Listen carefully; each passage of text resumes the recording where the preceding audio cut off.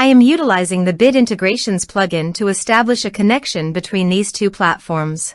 Let's go to Bit Integration Dashboard. Click Create Integration. Search and select WPForms for the trigger. Select a form, then click Next. Search and select ActiveCampaign. Give here the API URL and API key.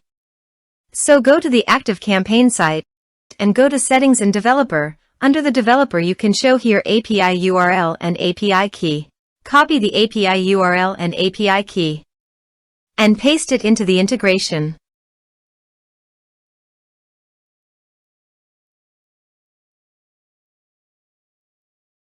Authorize it. Authorization is successfully done. Now click on Next. Select a list and select tags. Map the respective fields.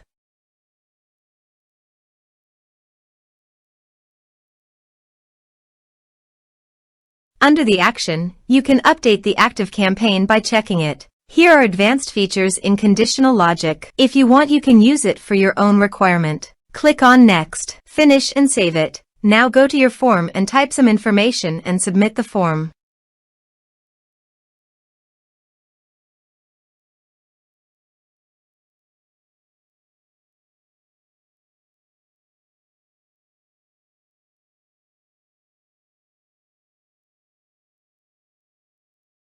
The form is successfully submitted.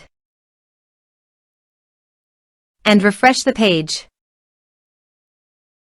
And you can see the data came successfully in the ActiveCampaign. Thanks for watching.